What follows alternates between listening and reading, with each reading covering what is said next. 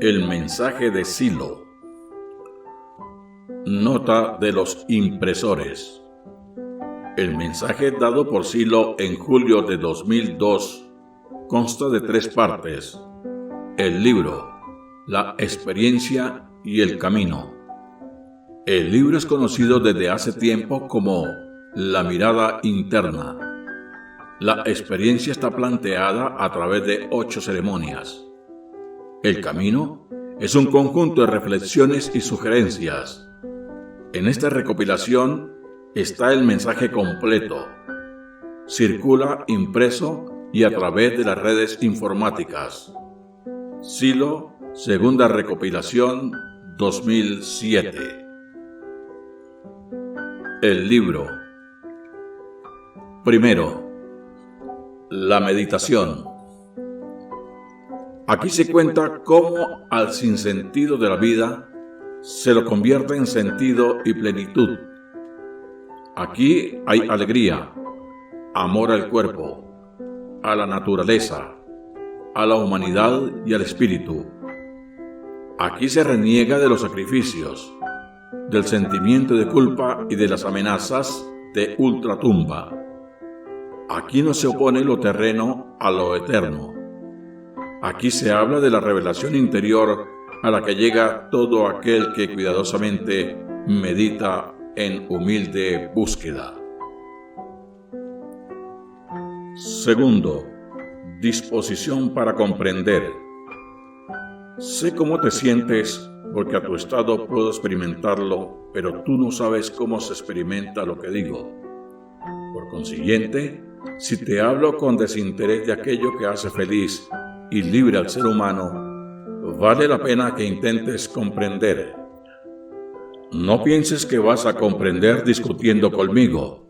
Si crees que contrariando esto tu entendimiento se aclara, puedes hacerlo, pero no es ese el camino que corresponde en este caso. Si me preguntas cuál es la actitud que conviene, te diré que es la de meditar en profundidad y sin apuro lo que te explico aquí. Si replicas que tienes cosas más urgentes en que ocuparte, responderé que siendo tu deseo de dormir o morir, no haré nada para oponerme. No argumentes tampoco que te desagrada mi modo de presentar las cosas, porque eso no dices de la cáscara cuando te agrada el fruto. Expongo del modo que me parece conveniente, no del que fuera deseable para quienes aspiran a cosas alejadas de la verdad interior. Tercero, el sinsentido. En muchos días descubrí esta gran paradoja. Aquellos que llevaron el fracaso en su corazón pudieron alumbrar el último triunfo. Aquellos que se sintieron triunfadores quedaron en el camino como vegetales de vida difusa y apagada. En muchos días llegué yo a la luz desde las oscuridades más oscuras, guiado no por enseñanza, sino por meditación. Así me dije el primer día: no hay sentido en la vida si todo termina con la muerte. Toda justificación de las acciones, sean estas despreciables o excelentes, es siempre un nuevo sueño que deja el vacío por delante. Dios es algo no seguro. La fe es algo tan variable como la razón y el sueño. Lo que uno debe hacer puede discutirse totalmente y nada viene definitivamente en apoyo de las explicaciones. La responsabilidad del que se compromete con algo no es mayor que la responsabilidad de aquel que no se compromete. Me muevo según mis intereses, y esto no me convierte en cobarde, pero tampoco en héroe. Mis intereses no justifican ni desacreditan nada. Mis razones no son mejores ni peores que las razones de otros. La crueldad me horroriza, pero no por ello, y en sí misma es peor o mejor que la bondad. Lo dicho hoy por mí o por otros, no vale mañana. Morir no es mejor que vivir o no haber nacido, pero tampoco es peor. Descubrí por enseñanza, sino por experiencia y meditación, que no hay sentido en la vida si todo termina con la muerte. Cuarto, la dependencia. El día segundo. Todo lo que hago, siento y pienso no depende de mí. Soy variable y dependo de la acción del medio. Cuando quiero cambiar al medio o a mi yo, es el medio el que me cambia. Entonces busco la ciudad o la naturaleza, la redención social o una nueva lucha que justifique mi existencia. En cada uno de estos casos, el medio me lleva a decidir por una u otra actitud. De tal manera mis intereses y el medio aquí me dejan. Digo entonces que no importa qué o quién decide. Digo en esas ocasiones que tengo que vivir, ya que estoy en situación de vivir. Digo todo esto, pero no hay nada que lo justifique. Puedo decidirme, vacilar o permanecer. De todas maneras, una cosa es mejor que otra. Provisoriamente, pero no hay mejor ni peor en definitiva. Si alguien me dice que aquel que no come muere, le responderé que así es, en efecto, y que está obligado a comer, aguijoneado por sus necesidades, pero no agregaré a esto que su lucha por comer justifica su existencia. Tampoco diré que ello sea malo. Diré, con sencillez, que se trata de un hecho individual o colectivamente necesario para que la subsistencia, pero sin sentido en el momento en que se pierde la última batalla. Diré además que me solidarizo con la lucha del pobre y del explotado y del perseguido. Diré que me siento realizado con tal identificación, pero comprenderé que nada justifico. Quinto, sospecha del sentido. El día tercero. A veces me he adelantado a hechos que luego sucedieron. A veces he captado un pensamiento lejano. A veces he descrito lugares que nunca visité. A veces he contado con exactitud lo sucedido en mi ausencia. A veces una alegría inmensa me ha sobrecogido. A veces una comprensión total me ha invadido. A veces una comunión perfecta con todo me ha extasiado. A veces he roto mis ensueños y he visto la realidad de un modo nuevo. A veces he reconocido cómo he visto nuevamente algo que veía por primera vez. Y todo ello me ha dado que pensar. Buena cuenta me doy que, sin esas experiencias, no podría haber salido del sinsentido. Sexto, sueño y despertar. El día cuarto. No puedo tomar por real lo que veo en mis sueños, tampoco lo que veo en mi semisueño, tampoco lo que veo despierto, pero ensoñando. Puedo tomar por real lo que veo despierto y sin ensueño. Ello no habla de lo que registran mis sentidos, sino de las actividades de mi mente cuando se refieren a los datos pensados. Porque los datos ingenuos y dudosos los entregan los sentidos externos y también los internos, y también la memoria. Lo válido es que mi mente lo sabe cuando está despierta y lo cree cuando está dormida. Rara vez percibo lo real de un modo nuevo, y entonces comprendo que lo visto normalmente se parece al sueño o se parece al semisueño. Hay una forma real de estar despierto. es la que me ha llevado a meditar profundamente sobre lo dicho hasta aquí y es, además, la que me abrió la puerta para descubrir el sentido de todo lo existente. Séptimo, presencia de la fuerza. El día quinto. Cuando estaba realmente despierto, iba escalando de comprensión en comprensión. Cuando estaba realmente despierto y me faltaba vigor para continuar en el ascenso, podía extraer la fuerza de mí mismo. Ella estaba en todo mi cuerpo. Toda la energía estaba hasta en las más pequeñas células de mi cuerpo. Esta energía circulaba y era más veloz e intensa que la sangre. Descubrí que la energía se concentraba en los puntos de mi cuerpo cuando estos actuaban y se acentuaba cuando en ellos no había acción. Durante las enfermedades, la energía faltaba o se acumulaba exactamente en los puntos afectados. Pero si lograba restablecer su pasaje normal, muchas enfermedades empezaban a retroceder. Algunos pueblos conocieron esto y actuaron restableciendo la energía mediante diversos procedimientos hoy extraños a nosotros. Algunos pueblos conocieron esto y actuaron comunicando esa energía a otros. Entonces se produjeron iluminaciones de comprensión y hasta milagros físicos. Octavo, control de la fuerza. El día sexto. Hay una forma de dirigir y concentrar la fuerza que circula por el cuerpo. Hay puntos de control en el cuerpo. De ellos depende lo que conocemos como movimiento, emoción o idea.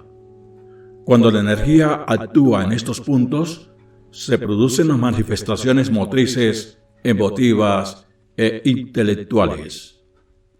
Según la energía actúe más interna o superficialmente en el cuerpo, surge el sueño profundo, el semisueño o el estado despierto.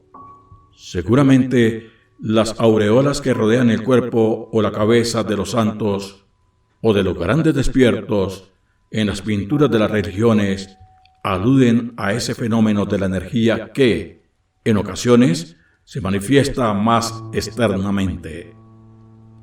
Hay un punto de control del estar despierto verdadero y hay una forma de llevar la fuerza hasta él. Cuando se lleva la energía a ese lugar, todos los otros puntos de control se mueven alteradamente. Al entender esto y lanzar la fuerza a ese punto superior, todo mi cuerpo sintió el impacto de una energía enorme y ella golpeó fuertemente en mi conciencia y ascendí de comprensión en comprensión, pero también observé que podía bajar hacia las profundidades de la mente si perdía el control de la energía. Recordé entonces las leyendas sobre los cielos y los infiernos, viendo la línea divisoria entre ambos estados mentales. Noveno, manifestaciones de la energía. El día séptimo. Esta energía en movimiento podía independizarse del cuerpo manteniendo su unidad. Esta energía unida era una suerte de doble cuerpo que correspondía a la representación senestésica del propio cuerpo en el interior del espacio de representación. De la existencia de este espacio, así como de las representaciones que correspondían a las sensaciones internas del cuerpo, las ciencias que trataban sobre los fenómenos mentales no daban noticia suficiente. La energía desdoblada, es decir, imaginada como afuera del cuerpo o separada de su base material, se disolvía como imagen o se representaba correctamente dependiendo de la unidad interna que tuviera quien operaba así. Pude comprobar que la exteriorización de esa energía que representaba al propio cuerpo como afuera del cuerpo se producía ya desde los niveles más bajos de la mente. En esos casos, sucedía que el atentado contra la unidad más primaria de la vida provocaba esa respuesta como salvaguardia de lo amenazado. Por ello, en el trance de algunos médiums cuyo nivel de conciencia era bajo y cuya unidad interna estaba en peligro, estas respuestas eran involuntarias y no reconocidas como producidas por ellos mismos, sino atribuidas a otras entidades. Los fantasmas o espíritus de algunos pueblos o de algunos adivinos no eran sino los propios dobles, las propias representaciones de aquellas personas que se sentían tomadas por ellos. Como su estado mental estaba oscurecido, en trance, por haber perdido control de la fuerza, se sentían manejadas por seres extraños que a veces producían fenómenos notables. Sin duda que muchos endemoniados sufrieron tales efectos. Lo decisivo era, entonces, el control de la fuerza. Esto variaba por completo tanto mi concepción de la vida corriente como de la vida posterior a la muerte. Mediante estos pensamientos y experiencias, fui perdiendo fe en la muerte y desde entonces no creo en ella, como no creo en el sinsentido de la vida. 10. Evidencia del sentido. El día 8. La real importancia de la vida despierta se me hizo patente. La real importancia de destruir las contradicciones internas me convenció. La real importancia de manejar la fuerza a fin de lograr unidad y continuidad me llenó de un alegre sentido. 11. El centro luminoso. El día 9. En la fuerza estaba la luz que provenía de un centro. En la disolución de la energía había un alejamiento del centro y en su unificación y evolución un correspondiente funcionamiento del centro luminoso. No me extraño encontrar en antiguos pueblos la devoción por el dios Sol, y comprendí que si algunos adoraron al astro porque daba vida a su tierra y a la naturaleza, otros advirtieron en ese cuerpo majestuoso el símbolo de una realidad mayor. Hubo quienes fueron más lejos aún y recibieron desde ese centro incontables dones que a veces descendieron como lenguas de fuego sobre los inspirados, a veces como esferas luminosas, a veces como zarzas ardientes que se presentaron ante el temeroso creyente. 12. Los descubrimientos. El día 10. Pocos pero importantes fueron mis descubrimientos, que resumo de este modo. La fuerza circula por el cuerpo involuntariamente, pero puede ser orientada por un esfuerzo consciente. El logro de un cambio dirigido en el nivel de conciencia brinda al ser humano un importante atisbo de liberación de las condiciones naturales que parecen imponerse a la conciencia. En el cuerpo existen puntos de control de sus diversas actividades. Hay diferencias entre el estado de despierto, verdadero y otros niveles de conciencia. Puede conducirse la fuerza al punto de real despertar, entendiendo por fuerza la energía mental que acompaña a determinadas imágenes y por punto a la ubicación de una imagen en un lugar del espacio de representación. Estas conclusiones me hicieron reconocer en las oraciones de los pueblos antiguos el germen de una gran verdad que se oscureció en los ritos y prácticas externas, no alcanzando ellos a desarrollar el trabajo interno que, realizado con perfección, pone al hombre en contacto con su fuente luminosa.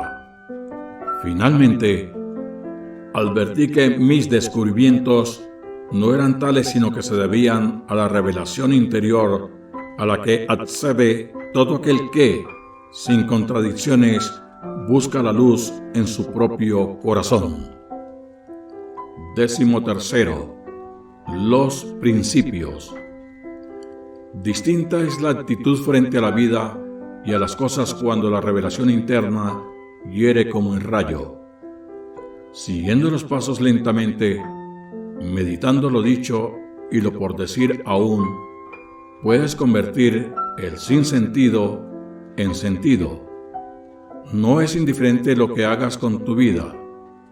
Tu vida, sometida a leyes, está expuesta ante posibilidades a escoger. Yo no te hablo de libertad, te hablo de liberación, de movimiento, de proceso. No te hablo de libertad como algo quieto, sino de liberarse paso a paso, como se va liberando del necesario camino, recorrido el que se acerca a su ciudad. Entonces, lo que se debe hacer no depende de una moral lejana, incomprensible y convencional, sino de leyes de vida, de luz, de evolución. He aquí los llamados principios que pueden ayudar en la búsqueda de la unidad interior. Ir contra la evolución de las cosas es ir contra uno mismo. Cuando fuerzas algo hacia un fin, produce lo contrario. No te opongas a una gran fuerza. Retrocede hasta que aquella se debilite. Entonces avanza con resolución. Las cosas están bien cuando marchan en conjunto, no aisladamente.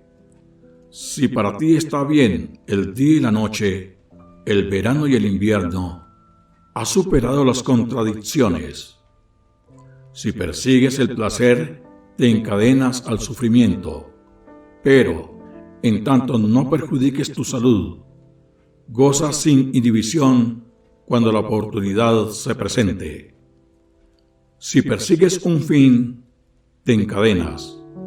Si todo lo que haces lo realizas como si fuera un fin en sí mismo, te liberas. Harás desaparecer tus conflictos cuando los entiendas en tu última raíz, no cuando quieras resolverlos. Cuando perjudicas a los demás, quedas encadenado. Pero si no perjudicas a otros, puedes hacer cuanto quieras con libertad. Cuando tratas a los demás como quieras que te traten, te liberas.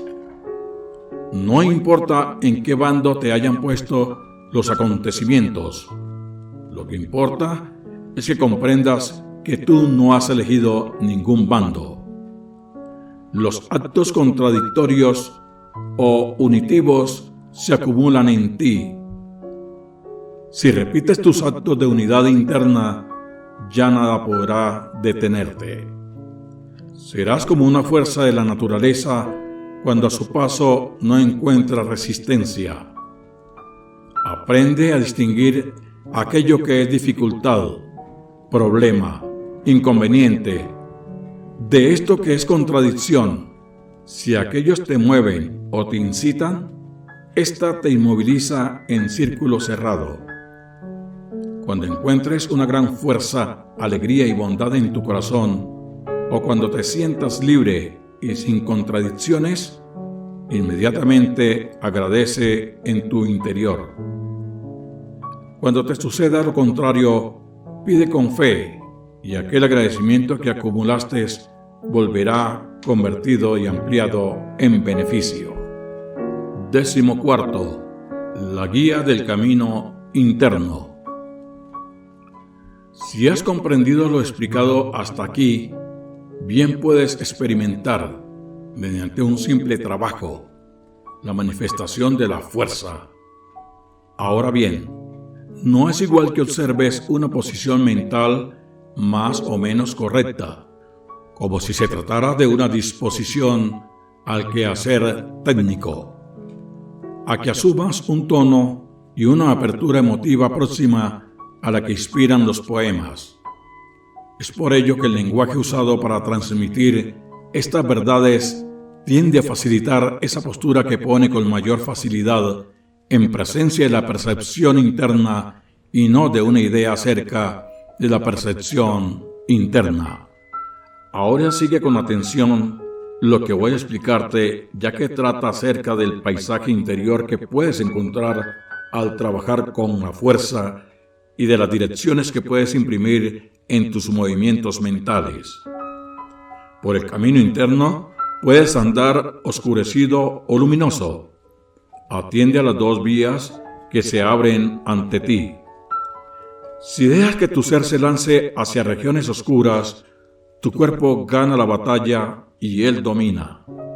Entonces brotarán sensaciones y apariencias de espíritus, de fuerzas, de recuerdos. Por allí se desciende más y más. Allí están el odio, la venganza, la extrañeza, la posesión, los celos, el deseo de permanecer. Si desciendes más aún, te invadirá la frustración, el resentimiento y todos aquellos ensueños y deseos que han provocado ruina y muerte a la humanidad. Si impulsas a tu ser en dirección luminosa, encontrarás resistencia y fatiga a cada paso. Esta fatiga del ascenso tiene culpables. Tu vida pesa, tus recuerdos pesan, tus acciones anteriores impiden el ascenso. Esta escalada es difícil por acción de tu cuerpo que tiende a dominar. En los pasos del ascenso se encuentran regiones extrañas de colores puros y de sonidos no conocidos. No huyas de la purificación que actúa como el juego y que horroriza con sus fantasmas. Rechaza el sobresalto y el descorazonamiento. Rechaza el deseo de huir hacia regiones bajas y oscuras. Rechaza el apego a los recuerdos. Queda en libertad interior con indiferencia hacia el ensueño del paisaje, con resolución en el ascenso. La luz pura clarea en las cumbres de las altas cadenas montañosas y las aguas de los mil colores bajan entre melodías irreconocibles hacia mesetas y praderas cristalinas. No temas la presión de la luz que te aleja de su centro cada vez más fuertemente. Absórbela como si fuera un líquido o un viento, porque en ella ciertamente está la vida.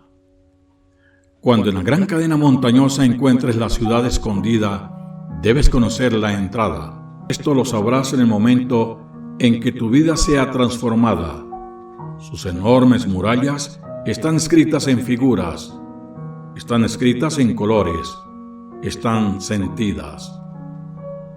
En esta ciudad se guarda lo hecho y lo por hacer, pero tu ojo interno es opaco lo transparente. Sí, los muros te son impenetrables. Toma la fuerza de la ciudad escondida. Vuelve al mundo de la vida densa con tu frente y tus manos luminosas. 15. La experiencia de paz y el pasaje de la fuerza. Relaja plenamente tu cuerpo y aquieta la mente. Entonces imagina una esfera transparente y luminosa que, bajando hacia ti, termina por alojarse en tu corazón. Reconocerás al momento que la esfera deja de aparecerse como imagen para transformarse en sensación dentro del pecho. Observa cómo la sensación de la esfera se expande lentamente desde tu corazón hacia afuera del cuerpo al tiempo que tu respiración se hace más amplia y profunda. Al llegar la sensación a los límites del cuerpo, puede detener allí toda operación y registrar la experiencia de paz interior. En ella puedes permanecer el tiempo que te parezca adecuado. Entonces, haz retroceder esa expansión anterior. llegando como al comienzo, al corazón, para desprenderte de tu esfera y concluir el ejercicio calmo y reconfortado. A este trabajo se le llama experiencia de paz. Pero en cambio, si quisieras experimentar el pasaje de la fuerza, en lugar de retroceder en la expansión deberías aumentarla, dejando que tus emociones y todo tu ser la sigan.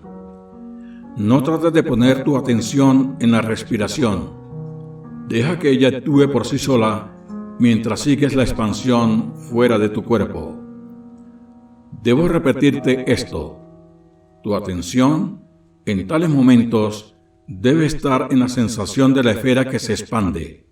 Si no puedes lograr esto, conviene que te detengas y lo intentes en otra oportunidad. De todas maneras, si no produces el pasaje podrás experimentar una interesante sensación de paz. Si en cambio has ido más lejos, comenzarás a experimentar el pasaje. Desde tus manos y otras zonas del cuerpo te llegará un tono de sensación diferente al habitual. Luego percibirás ondulaciones progresivas y al poco tiempo brotarán con vigor imágenes y emociones. Deja entonces que se produzca el pasaje. Al recibir la fuerza percibirás la luz o extraños sonidos dependiente de tu particular modo de representación habitual. En todo caso, importante será la experimentación de la ampliación de la conciencia, uno de cuyos indicadores deberá ser una mayor lucidez y disposición para comprender lo que ocurre. Cuando lo desees, puedes terminar con ese singular estado, si es que antes no fue diluyéndose por el simple transcurrir, imaginando o sintiendo que la esfera se contrae y luego sale de ti del modo en que había llegado al comenzar con todo aquello. Interesa comprender que numerosos estados alterados de conciencia han sido y son logrados, casi siempre poniendo en marcha mecanismos similares a los descritos, desde luego que revestidos de extraños rituales o a veces reforzados por prácticas de agotamiento, desenfreno motriz, repetición y posturas que, en todos los casos, alteran la respiración y distorsionan la sensación general del intracuerpo. Debe reconocer en este campo a la hipnosis, la mediumnidad y también la acción de droga que, actuando por otra vía, produce similares alteraciones. Y por cierto, todos los casos mencionados tienen por signo el no control y el desconocimiento de lo que ocurre. Desconfía de tales manifestaciones y considéralas como simples trances, por lo que han pasado los ignorantes, los experimentadores y aún los santos, según cuentan las leyendas. Si has trabajado observando lo recomendado, puede suceder, no obstante, que no hayas logrado el pasaje. Ello no puede convertirse en foco de preocupación, sino en indicador de falta de soltura interior, lo que podría reflejar mucha tensión, problemas en la dinámica de imagen y, en suma, fragmentación en el comportamiento emotivo, cosa que, por otra parte, estará presente en tu vida cotidiana. 16. Proyección de la fuerza. Si has experimentado el pasaje de la fuerza, podrás comprender cómo, basándose en fenómenos similares, pero sin ninguna comprensión, distintos pueblos pusieron en marcha ritos y cultos que luego se multiplicaron sin cesar. Por medio de experiencias del tipo ya comentado, muchas personas sintieron a sus cuerpos desdoblados. La experiencia de la fuerza les dio la sensación de que en esta energía podían proyectarla fuera de sí. La fuerza fue proyectada a otros y también a objetos particularmente aptos para recibirla y conservarla.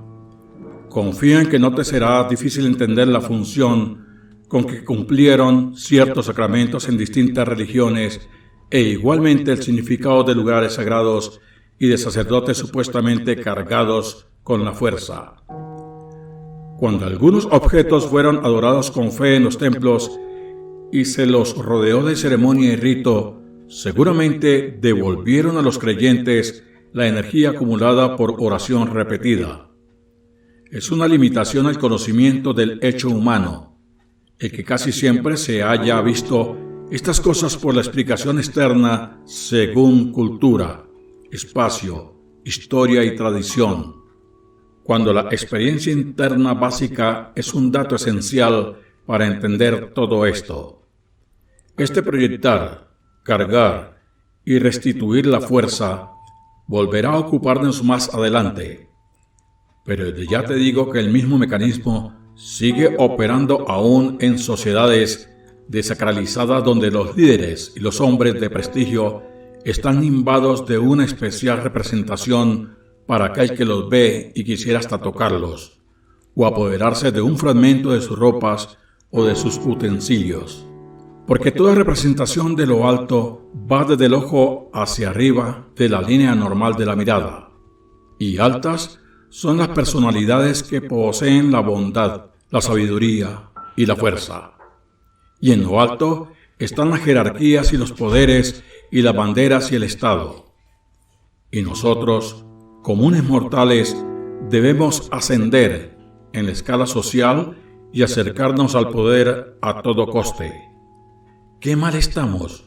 Manejados aún por esos mecanismos que coinciden con la representación interna, con nuestra cabeza en lo alto y en nuestros pies pegados a la tierra.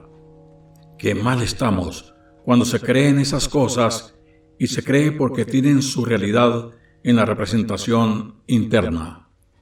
¡Qué mal estamos cuando nuestra mirada externa no es sino proyección ignorada de la interna! 17. Pérdida y represión de la fuerza. Las mayores descargas de energía se producen por actos descontrolados. Estos son la imaginación sin freno, la curiosidad sin control, la charla desmedida, la sexualidad excesiva y la percepción exagerada, el mirar, oír, gustar, etc., de manera desbordada y sin objetivo. Pero debe reconocer también que muchos proceden de este modo porque descargan sus tensiones que de otro modo serían dolorosas. Considerando esto y viendo la función con que cumplen tales descargas, convendrás conmigo en que no es razonable reprimirlas, sino más bien ordenarlas. En cuanto a la sexualidad, debes interpretar correctamente esto. Tal función no debe ser reprimida porque en este caso crea efectos modificantes y contradicción interna. La sexualidad se orienta y concluye en su acto, pero no es conveniente que siga afectando la imaginación o buscando un nuevo objeto de posesión de modo obsesivo. El control del sexo por una determinada moral, social o religiosa sirvió a designios que nada tenían que ver con la evolución, sino más bien con lo contrario. La fuerza, la energía, la representación de la sensación del intracuerpo, se desdobló hacia lo crepuscular en las sociedades reprimidas y allí se multiplicaron los casos de endemoniados, brujos, sacrílegos y criminales de toda laya, que gozaron con el sufrimiento y la destrucción de la vida y la belleza. En algunas tribus y civilizaciones los criminales estuvieron repartidos entre los que ajusticiaron y los ajusticiados. En otros casos, se persiguió a todo lo que era ciencia y progreso porque se oponía a lo irracional, a lo crepuscular y a lo reprimido. En ciertos pueblos primitivos existe aún la represión del sexo, así como en otros considerados de civilización avanzada. Es evidente que, en unos y otros, el signo destructivo es grande, aunque en los dos casos el origen de tal situación sea distinto. Si me pides más explicaciones, te diré que el sexo es en realidad santo, y es el centro desde el cual se impulsa la vida y toda creatividad, así como desde allí también se impulsa toda destrucción, cuando su funcionamiento no está resuelto. Jamás creas las mentiras de los envenenadores de la vida cuando se refieren al sexo como algo despreciable. Por el contrario, en él hay belleza y no en vano está relacionado con los mejores sentimientos del amor. Sé cuidadoso entonces y considéralo como una gran maravilla, que debe tratarse con delicadeza sin convertirlo en fuente de contradicción o desintegración de la energía vital. 18. Acción y reacción de la fuerza. Te expliqué anteriormente, cuando encuentres una gran fuerza, alegría y bondad en tu corazón, o cuando te sientas libre y sin contradicciones, inmediatamente agradece en tu interior. Agradecer significa concentrar los estados de ánimo positivos asociados a una imagen, a una representación. Ese estado positivo, así ligado, permite que en situaciones desfavorables, por evocar una cosa, surja aquella que la acompañó en momentos anteriores. Como además, esta carga mental puede estar elevada por repeticiones anteriores, ella es capaz de desalojar emociones negativas que determinadas circunstancias pudieran imponer. Por todo ello, desde tu interior volverá ampliado en beneficio aquello que pidiera siempre que hubieras acumulado en ti numerosos estados positivos. Y ya no necesito repetir que este mecanismo sirvió confusamente para cargar afuera objetos o personas, o bien entidades internas que se proyectaron, creyéndose que atenderían ruegos y pedidos. 19. Los estados internos. Debes adquirir ahora suficiente percepción de los estados internos en los que le puedes encontrar a lo largo de tu vida y particularmente a lo largo de tu trabajo evolutivo. No tengo otra manera de hacer la descripción que con imágenes, en este caso alegorías. Estas, según me parece, tienen por virtud concentrar visualmente estados de ánimo complejos. Por otra parte, la singularidad de encadenar tales estados, como si fueran distintos momentos de un mismo proceso, introduce una variante en las descripciones siempre fragmentadas a que nos han acostumbrado aquellos que se ocupan de estas cosas. El primer estado, en el que se prevalece el sinsentido, aquel que mencionamos al comienzo, será llamado vitalidad difusa. Todo se orienta por las necesidades físicas, pero estas son confundidas, a menudo, con deseos e imágenes contradictorias. Allí hay oscuridad en los motivos y los quehaceres. Se permanece en este estado vegetando, perdido entre formas variables. Desde ese punto se puede evolucionar solo por dos vías: la vía de la muerte o la de mutación. La vía de la muerte te pone en presencia de un paisaje caótico y oscuro. Los antiguos conocieron este pasaje y casi siempre lo ubicaron bajo la tierra o en las profundidades abisales. También algunos visitaron este reino para luego resucitar en niveles luminosos. Capta bien esto de que abajo de la muerte existe la vitalidad difusa. Tal vez la mente humana relacione la desintegración mortal con posteriores fenómenos de transformación y también tal vez asocie el movimiento difuso con lo previo al nacimiento. Si tu dirección es de ascenso, la muerte significa un rompimiento con tu etapa anterior. Por la vía de la muerte se asciende hacia otro estado. Llegando a él, se encuentra el refugio de la regresión. Desde allí se abren dos caminos: el del arrepentimiento y aquel otro que sirvió para el ascenso, es decir, el camino de la muerte. Si tomas el primero es porque tu decisión tiende a romper con tu vida pasada. Si regresas por el camino de la muerte, recaes en los abismos con esa sensación de círculo cerrado. Ahora bien, Te dije que había otro sendero para escapar de la vitalidad abismal. Ese era el de la votación. Si eliges esa vía es porque quieres emerger de tu penoso estado, pero sin estar dispuesto a abandonar algunos de sus aparentes beneficios. Es pues un falso camino conocido como de la mano torcida. Muchos monstruos han sido de las profundidades de ese tortuoso pesadizo. Ellos han querido tomar los cielos por asalto sin abandonar los infiernos y, por tanto, han proyectado en el mundo medio infinita contradicción. Supongo que, ascendiendo desde el reino de la muerte y por tu consciente arrepentimiento, has arribado ya a la morada de la tendencia.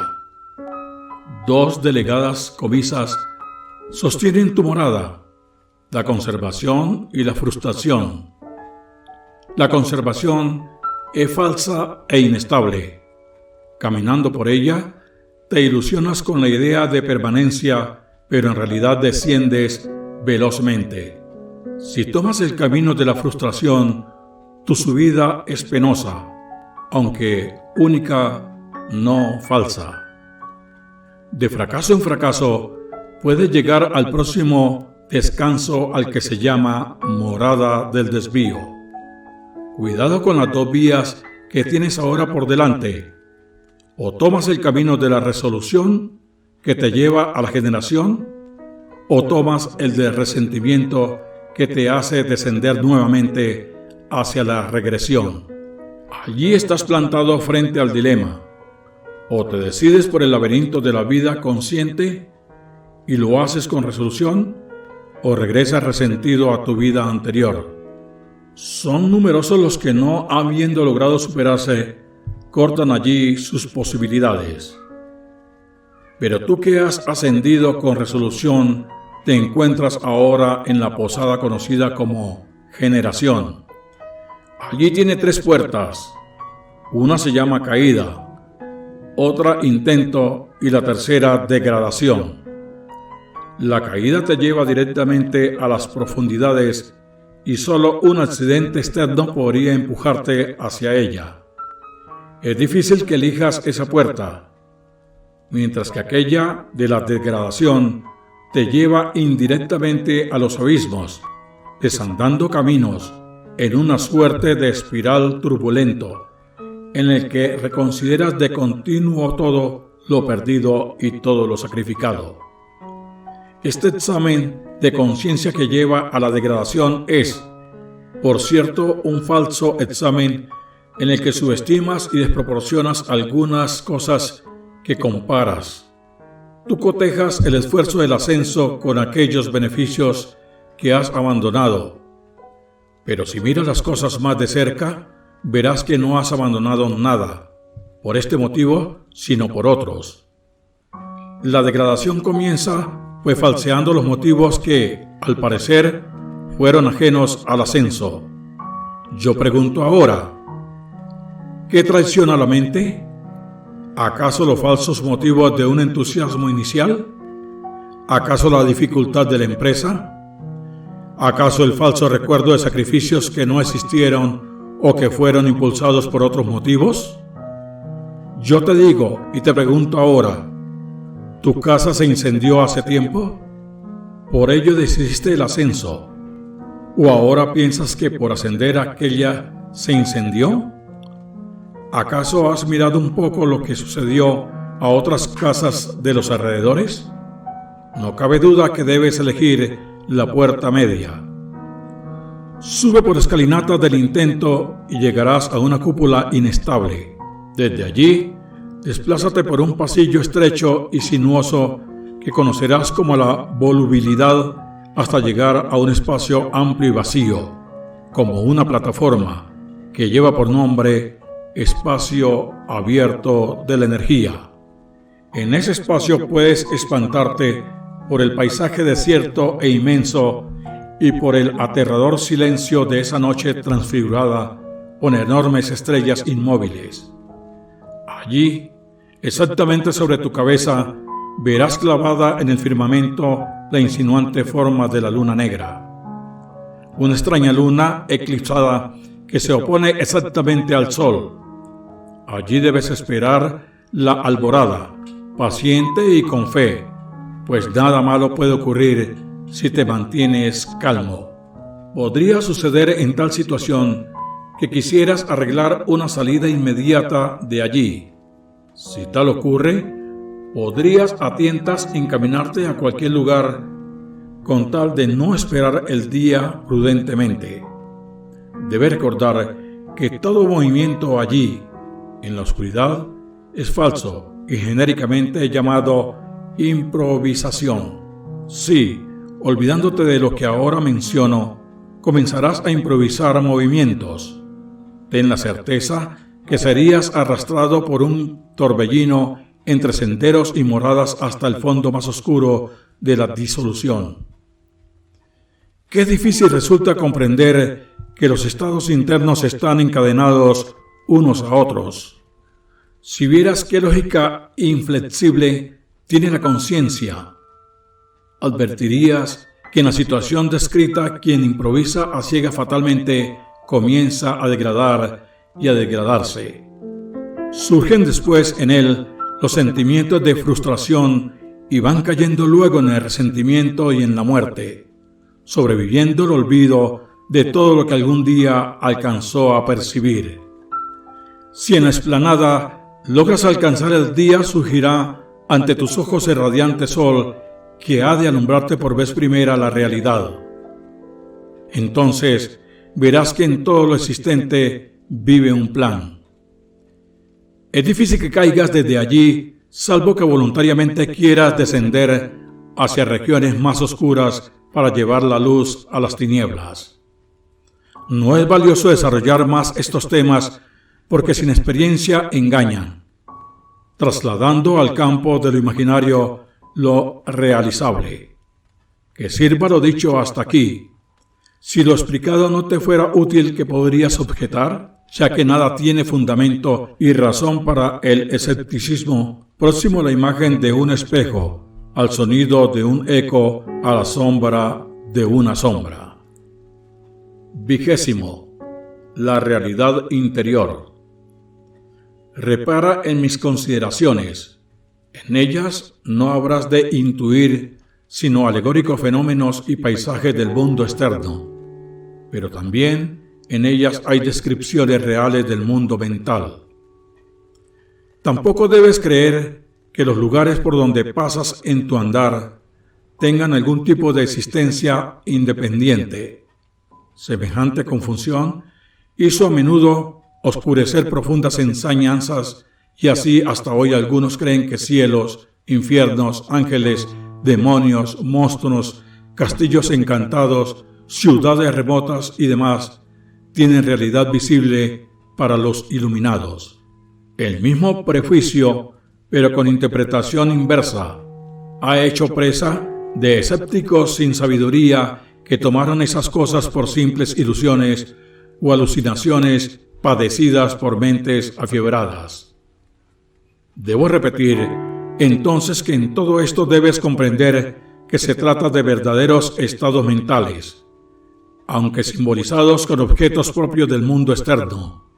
Toma en cuenta lo dicho y aprende a descubrir la verdad tras las alegorías que en ocasiones desvían a la mente, pero que en otras traducen realidades imposibles de captar sin representación. Cuando se habló de las ciudades de los dioses, a donde quisieron arribar numerosos héroes de distintos pueblos, cuando se habló de paraísos en que dioses y hombres convivían en original naturaleza transfigurada, cuando se habló de caídas y diluvios, se dijo gran verdad interior. Luego los redentores trajeron sus mensajes y llegaron a nosotros en doble naturaleza, para restablecer aquella nostálgica unidad perdida. También entonces se dijo gran verdad interior. Sin embargo, cuando se dijo todo aquello colocándolo fuera de la mente, se erró o se mintió. Inversamente, el mundo externo confundido con la interna mirada obliga a ésta a recorrer nuevos caminos. Así, Hoy vuela hacia las estrellas el héroe de esta edad. Vuela a través de regiones antes ignoradas. Vuela hacia afuera de su mundo y sin saberlo va impulsado hasta el interno y luminoso centro. El camino. Si crees que tu vida termina con la muerte, lo que piensas, sientes y haces no tiene sentido. Todo concluye en la incoherencia, en la desintegración. Si crees que tu vida no termina con la muerte, debe coincidir lo que piensas con lo que sientes y con lo que haces. Todo debe avanzar hacia la coherencia, hacia la unidad. Si eres indiferente al dolor y el sufrimiento de los demás, toda ayuda que pidas no encontrará justificación. Si no eres indiferente al dolor y sufrimiento de los demás, debes hacer que coincida lo que sientes con lo que pienses y hagas para ayudar a otros. Aprende a tratar a los demás del modo en que quieres ser tratado. Aprende a superar el dolor y el sufrimiento en ti, en tu prójimo y en la sociedad humana. Aprende a resistir la violencia que hay en ti y fuera de ti. Aprende a reconocer los signos de lo sagrado en ti y fuera de ti.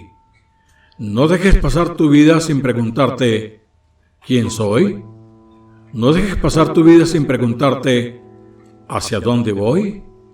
No dejes pasar un día sin responderte, ¿quién eres? No dejes pasar un día sin responderte, ¿hacia dónde vas? No dejes pasar una gran alegría sin agradecer en tu interior. No dejes pasar una gran tristeza sin reclamar en tu interior aquella alegría que quedó guardada.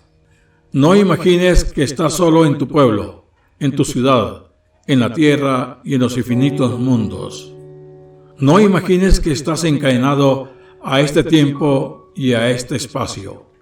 No imagines que en tu muerte se eterniza la soledad.